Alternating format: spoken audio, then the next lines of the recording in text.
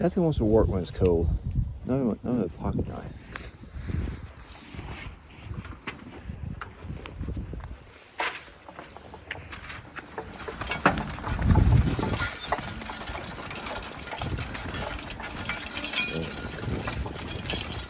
They are feeling good today.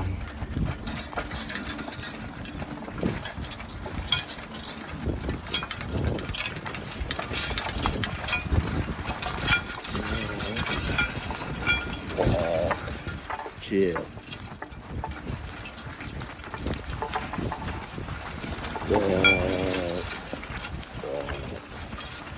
Chill.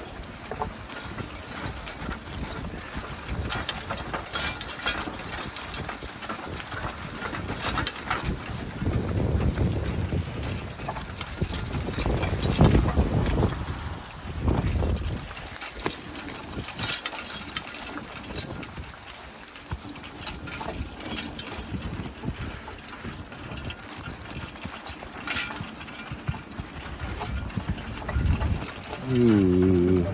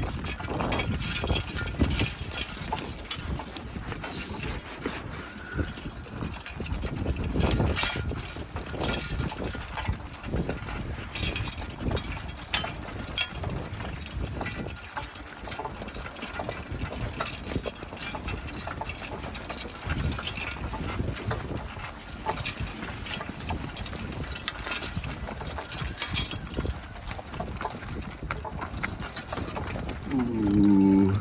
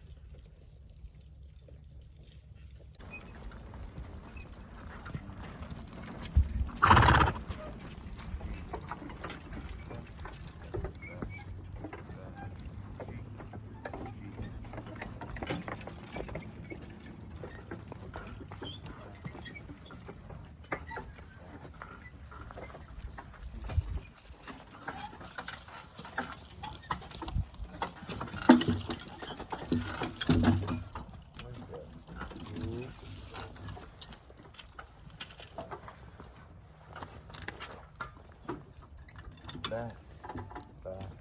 Ooh. You can see how there's like one skid, and that's me picking up off the ground most of it, on the tires. That was ground skin. I'll be cutting a trough down through there. But we gotta go all the way over there. I got logs stacked up all the way over there. That tractor, I got some of these got butt off because they're rotten. I gotta go all the way over there where the tractor's at, all the way out there by the road. And that's after They follow them all the way down the hill, back up here. I may bring my thingamajigger out because nothing puts less ground pressure on the ground than my thingamajigger. And on a long skid like that, and look in the weather, we're getting freeze thaw. So every night is freezing, then it comes above freezing, freeze thaw. I don't think I'm going to be able to put the tractor out here for the rest of this job. So I think, truck can't come in here, tractor can't be used in here. I think it's all going to be taken out to the asphalt and try to wrap this thing up. I was kind of fighting, trying to get this all done before this time of year hit, and I'm short. If it was nice weather and good weather, I'm short by about 4 days. So nothing's just going to take a little longer. Get your head around. Look back here so you can cheat. He's too smart to be looking back here. You can't let him do that. All right, back to it.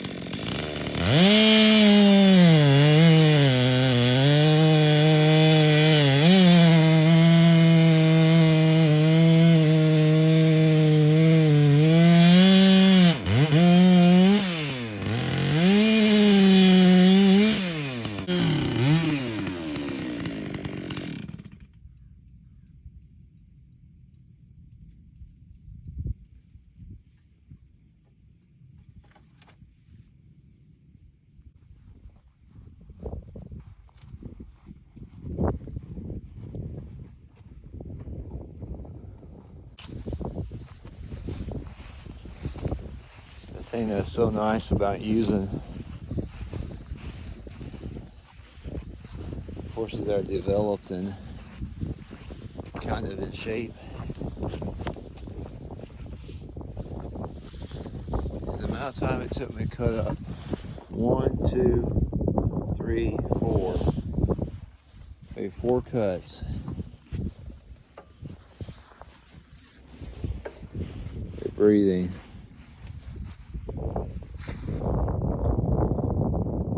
Put it back to normal. And I'm giving short breaks along the way. That wasn't a very big pull or anything. It's sliding pretty easy at that mud. But it's hard on them. Those tires are sinking in the mud. So they're having to pull it constantly uphill a little bit. And their feet are getting stuck down in the mud, and they're having to step up all the time out of the mud, and it's like a suction cup. So anyway, I know if I brought a young pair out, or a pair that wasn't in good shape, they would still be standing there huffing and puffing a little bit, you know, for sure, and just couldn't do as much, near as much.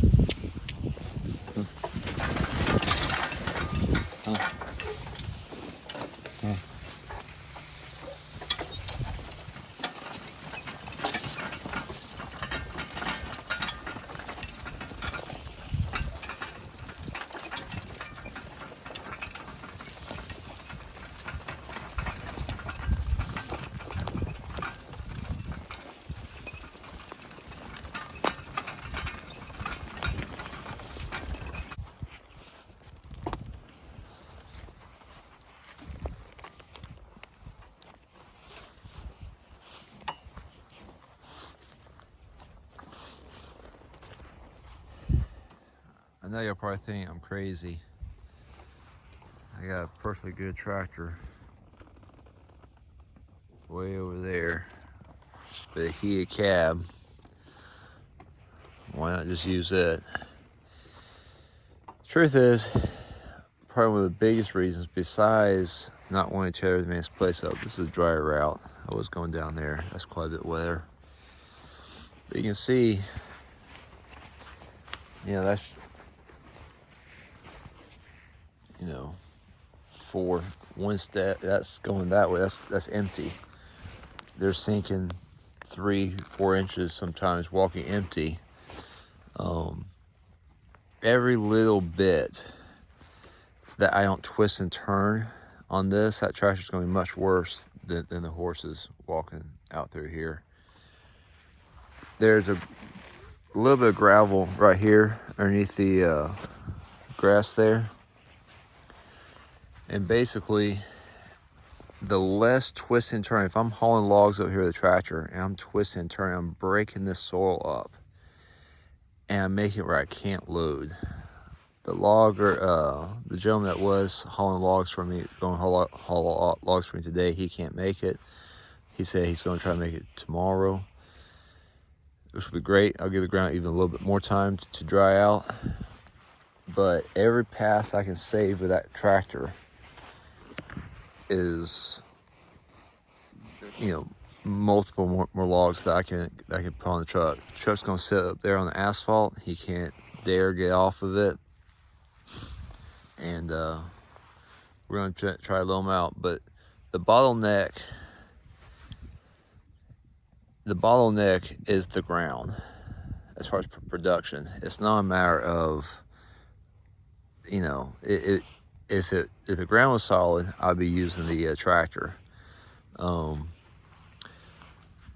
This is a good site of the job. There's a property line or a ditch all the way down through there that we cut, and then all the way in that back corner. Take my glove off. All the way in that back corner, where that brush pile is, all the way up here, we've cut, and we stopped cutting right around there. Well, right around there actually. We gotta go from there, just this little corner right here. It's just a little piece of timber right there we got left. If I could have been about 4 days faster before this freeze thaw set in, and that's the thing, this ground, this ground's funny. Like, you can truck, like when we're trucking, like right there, I see moisture. If I step right there 3 or 4 times, I can actually make moisture start to puddle up there. When when we were trucking about a month or so ago, it was a little bit damp out here. We could truck, it would cloud up, we couldn't truck. Then the sun would come back out, we could truck, but when it cloud up, literally water would rise up to the top and would be puddling.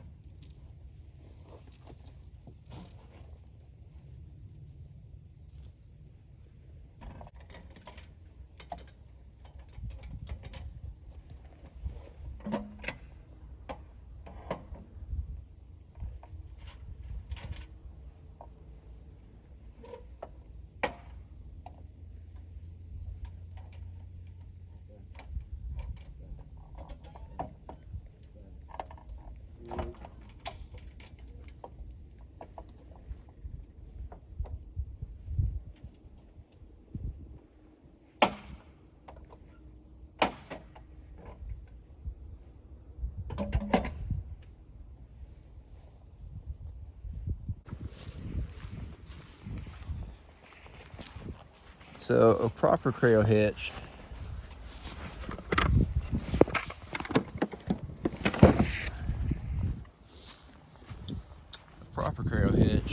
you put one chain going around, come back up, and another chain going around, and come back up. This one is running one chain, so this is the same chain all the way around, and then I hook another chain onto the same chain, and so I'm essentially just got one chain. It's less work. The obvious downside is you're not grabbing the log. If you're going a bunch of really rough terrain, a long ways out, or depending on the shape of the log, if you grab something small and whatever, that can slip off. This being a fat, lazy run, and with the big end being that way, if it were to slide, you just tighten up some. In other words, that's not, if you learn how to do it, that's not a bad way to go. If you want to be just, you know, it's a lazier way to go, and not as good of a way to go, I guess.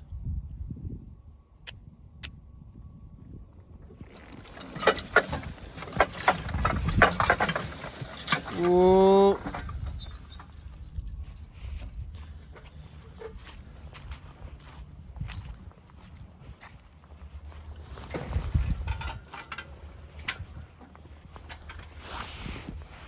G.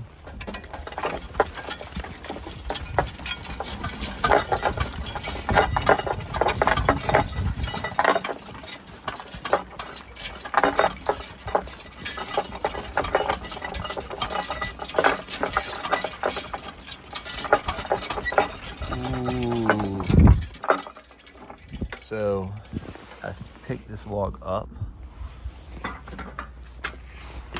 You see it digging in right here.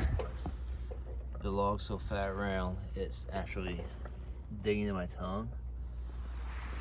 And so that's where the D-ring harness is. The way the cars are made differently. The balance and everything's very different. There's a lot of benefits to D-ring harness when it comes to arch. But this works. I could drop it. I could either shave that log down smaller or let it down some, let it pull harder. On this flat, straight, smooth run, I think it's going to be easier on them to pull it like that, and it won't hurt. I'm going to pay attention to it.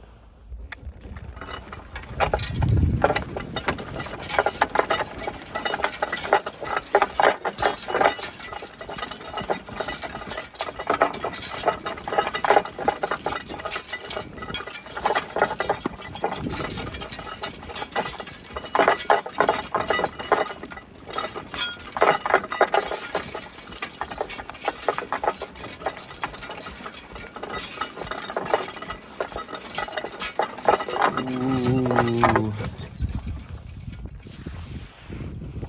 Even up. Ooh, good boys.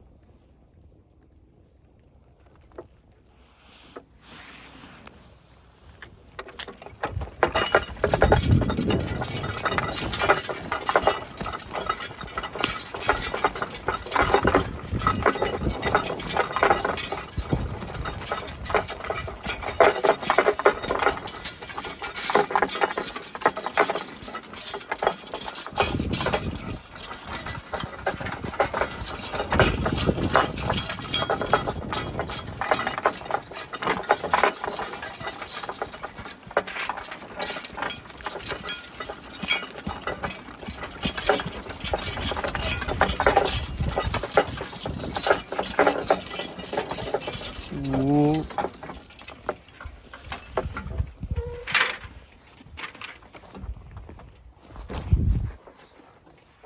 Wish I kept I need to keep a tape measure with me.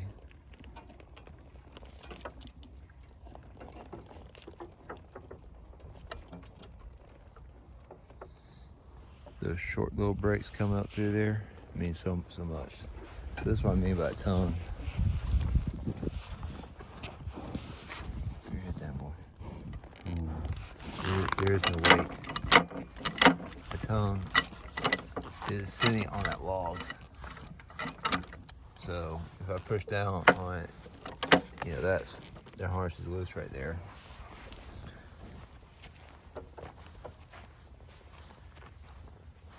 I could put the log further back here, which maybe I should have done or whatever, but honestly it worked out fine the way it was. The further up it is, I pick up right here, more waste up here, less hard drags back there. Do not do that inside the woods or whatever. I've had it happen to me several times. You hook a little stop or anything right here, that log, a shorter log particularly, will flip up and over. And it happens insanely fast. Or depending on how fast the team's walking.